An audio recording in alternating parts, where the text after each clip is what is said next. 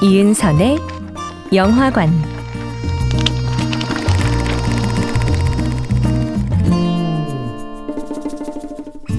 안녕하세요. 인생을 닮은 영화를 탐색하는 시간 이은선의 영화관입니다. 이번 주는 긴츠 질발로디스 감독의 플로우와 함께합니다.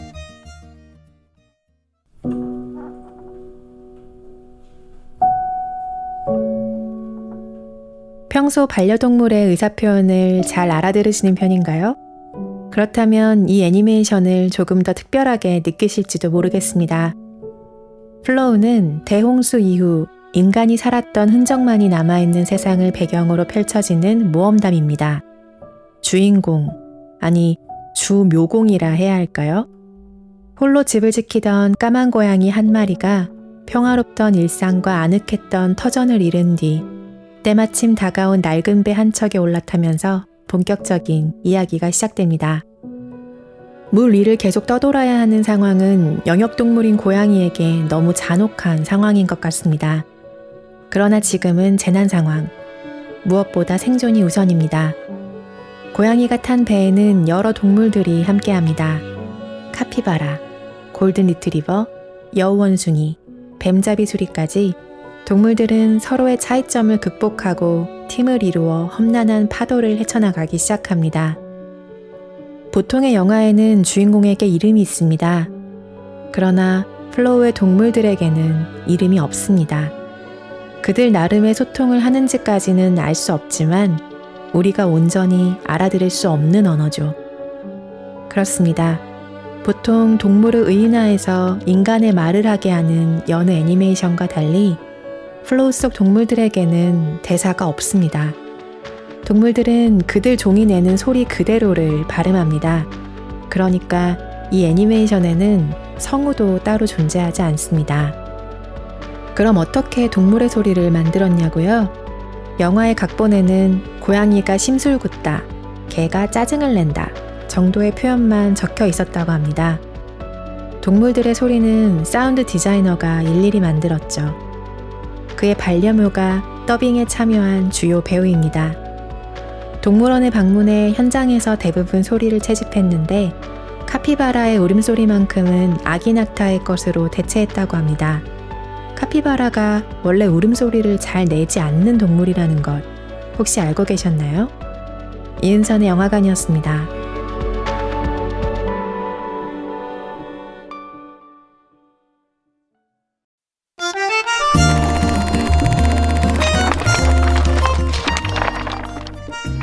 이은선의 영화관,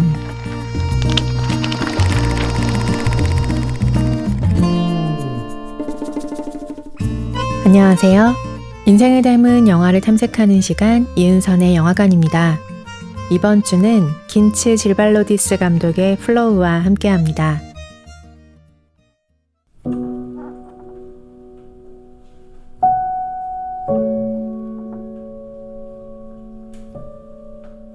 보통 동물이 주인공인 애니메이션에서 캐릭터는 인간의 고정관념을 반영한 존재로 묘사되는 경우가 많습니다. 그들의 진짜 모습이라기보다 대부분 인간처럼 행동하는 것이죠. 하지만 플로우는 다릅니다. 동물의 진짜 생동감과 감정을 세밀하게 표현합니다. 움직임의 세부적 묘사도 정확합니다. 관절의 움직임과 표정, 귀와 꼬리의 사용 같은 것이요. 특히 애니메이터들은 고양이의 움직임을 관찰하는 데 오랜 시간을 쏟았다고 합니다. 고양이의 경우 사람들에게 평소 익숙한 동물이라서 조금만 어색하게 표현하더라도 관람에 방해가 될 수 있으니까요. 동물들의 표류는 예상치 못한 장소와 사건, 그리고 다른 존재들을 만나며 나아간다는 점에서 인간이 겪는 모험과 크게 다르지 않습니다. 어떤 순간에는 원치 않게 혼자가 되기도 하고 예상치 못한 동료들을 만나기도 하죠. 동물들에게는 각각의 성격이 존재합니다. 가령 거울이며 빈병 같은 물건을 계속해서 모으는 여우원숭이는 애정에 갈급한 성격입니다. 고양이는 호기심이 많고 뱀잡이 수리는 그들의 무리에서 버림받은 상처가 있죠. 동시에 감독은 악당 같은 캐릭터를 만들고 싶지 않았다고 말합니다. 모든 동물에겐 저마다의 결점이 있지만 바로 그 점 때문에 관객이 각각의 동물에게 공감할 수 있기를 바랐다는 겁니다. 모든 동물들은 각자의 성장을 이루고 변화합니다. 가령 골든 리트리버는 점점 독립적인 모습을 보이고 자기 자신만 생각하고 경계하던 고양이는 나 아닌 다른 존재를 신뢰하는 법을 배우죠. 그런가 하면 처음과 크게 달라지지 않는 동물도 있습니다. 바로 카피바라죠. 내내 평화로워 보이는 이 동물은 실제로도 다른 종들과 잘 지내는 것이 특성이라고 합니다. 감독은 카피바라를 통해 어떤 상황을 맞이하더라도 평화를 찾는 모습을 그려내고 싶었다고 말합니다. 이은선의 영화관이었습니다.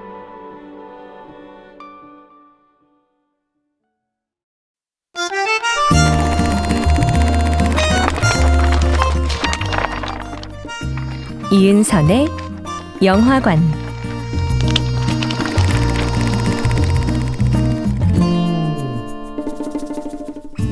안녕하세요. 인생을 닮은 영화를 탐색하는 시간 이은선의 영화관입니다. 이번 주는 긴츠 질발로디스 감독의 플로우와 함께합니다.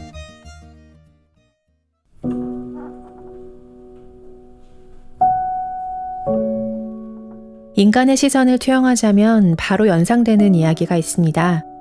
대홍수 상황에서 한 배에 다양한 종이 타고 있는 것, 즉 노아의 방주입니다. 플로우는 이것을 재해석한 동물 버전의 이야기로 볼 수 있을 겁니다. 각각의 동물들은 다원화되는 인류를 뜻하는 것일 테고요. 기후위기의 측면에서 보자면 대홍수는 실제적 위협이자 가까운 미래처럼 느껴지기도 합니다. 대홍수 이후의 여정에서 동물들이 만나는 물은 극복해야 할 난관 그 자체입니다. 표류하는 건 일상이고 깊이 빠져서 위험해지는 순간들도 있죠. 그런가 하면 육지에만 있을 때는 전혀 마주할 일이 없던 대왕 고래와의 만남 같은 일도 가능합니다. 사방이 물로 뒤덮여버렸으니까요. 이때 물에 잠긴 도시들의 풍광은 처음에는 분명 공포스럽지만 종말 이후의 황량함과는 다르게 느껴집니다. 자연이 스스로 회복하며 인간이 훼손하기 전의 모습으로 되돌아가는 풍경을 보게 되기 때문이죠. 인간의 언어가 없기 때문에 플로우를 볼 때 우리의 오감은 오히려 더 활짝 열립니다. 눈은 동물들의 움직임에 집중하게 되고 소리를 포착하기 위해 귀는 더 기민해지죠. 단순히 하나의 표현으로 생각했던 것들도 실은 수십 가지의 서로 다른 성격을 지니고 있음을 알게 됩니다. 가령 물소리만 하더라도 빗방울이 떨어지는 소리, 웅덩이에 물이 고이는 소리, 폭풍을 치는 바닷소리가 전부 다르죠. 바람이 불어오는 소리, 나무와 풀이 움직이는 소리에 이렇게까지 귀를 기울여 본 적이 언제인가 싶은 생각도 듭니다. 대사가 없지만 각 캐릭터의 구체성, 프레임의 구성, 감정을 포착하는 방식 등에 있어 이 영화는 애니메이션 제작 분야의 탁월한 교본과도 같습니다.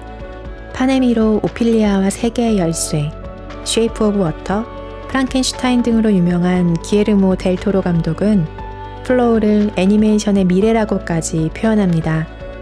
단순히 동료 감독의 홍보성 찬사만은 아닌 것 같습니다. 이은선의 영화관이었습니다.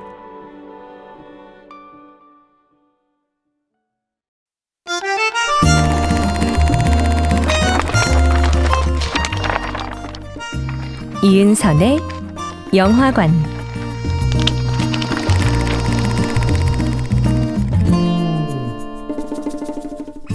안녕하세요. 인생을 닮은 영화를 탐색하는 시간 이은선의 영화관입니다. 이번 주는 긴츠 질발로디스 감독의 플로우와 함께합니다.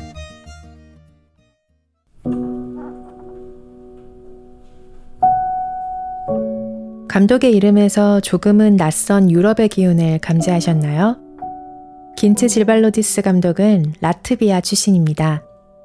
핀란드와 폴란드 사이, 러시아를 인접하고 있는 국가죠. 그는 학생 시절에 바다에 대한 두려움을 극복하는 고양이의 이야기를 담은 단편 영화 아쿠아를 만든 바 있습니다.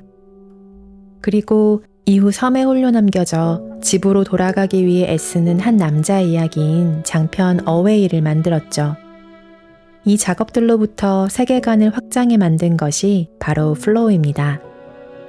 칸 국제영화제 사운드상, 세자르상 애니메이션상, 안시 국제 애니메이션 영화제 심사위원상 등 세계 영화제와 시상식에서 모은 트로피만 60개가 넘습니다. 그중 가장 인상적인 수상 기록은 제97회 아카데미 시상식 장편 애니메이션 상일 겁니다. 라트비아 역사상 최초로 거머쥔 오스카 트로피이기 때문이죠. 때로 한 영화의 세계적인 화제성은 자국에서 더욱 큰 사랑을 받는 계기가 되기도 하죠. 골든글로브와 아카데미 시상식에서 플로우가 받은 트로피는 이후 라트비아 국립미술관에 전시되기도 했습니다. 열흘 동안 15,000명이 방문해 관람했을 정도로 인기였다고 하네요. 그도 그럴 것이 플로우는 타이타닉 등 모든 외화가 세운 기록을 뛰어넘어 라트비아에서 가장 많은 관객을 동원한 영화에 등극했습니다. 작품의 인기는 라트비아 전체에 지속적인 영향을 미쳤습니다. 영화 속 캐릭터인 고양이 조각상이 수도인 리가에 설치된 것이 그 시작입니다.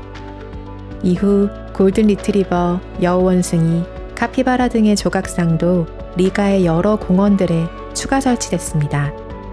라트비아 우정국은 이 영화를 기념하는 한정판 우표를 발행했고 질발로디스 감독은 2024년 리가 올해의 시민으로 선정됐습니다. 2025년 연말에는 라트비아 은행에서 영화 속 캐릭터들의 모습을 새겨넣은 기념 동전을 한정 발행하기도 했죠. 동물들이 일군 문화의 힘 대단하지 않나요? 이은선의 영화관이었습니다.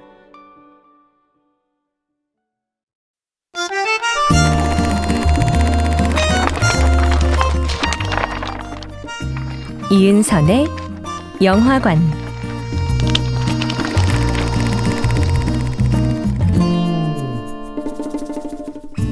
안녕하세요. 인생을 닮은 영화를 탐색하는 시간 이은선의 영화관입니다. 이번 주는 긴츠 질발로디스 감독의 플로우와 함께합니다.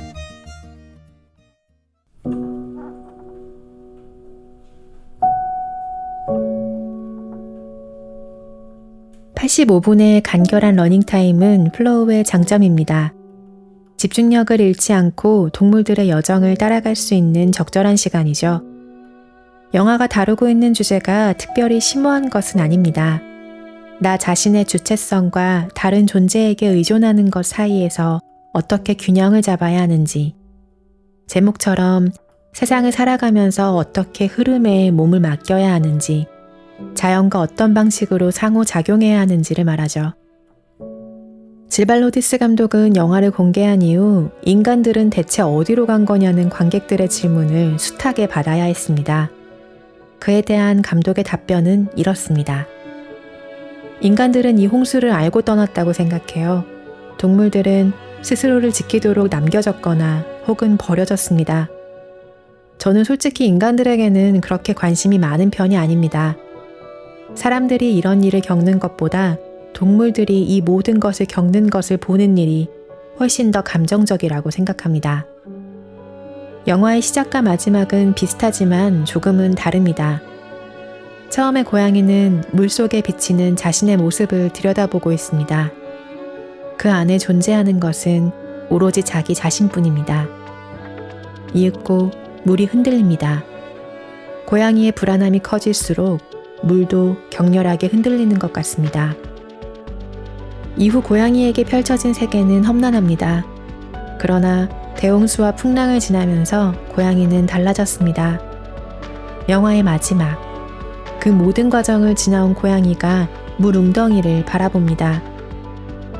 그리고 이제는 물에 비치는 존재가 자기 자신만이 아님을 깨닫습니다.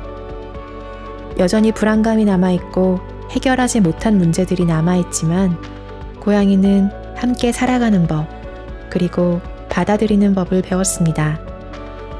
마지막으로 플로우를 만나게 되실 여러분께 중요한 당부를 남깁니다. 엔드 크레딧의 마지막에 등장하는 아름다운 이미지까지 꼭 놓치지 말고 목격하시길 바랍니다. 이은선의 영화관이었습니다.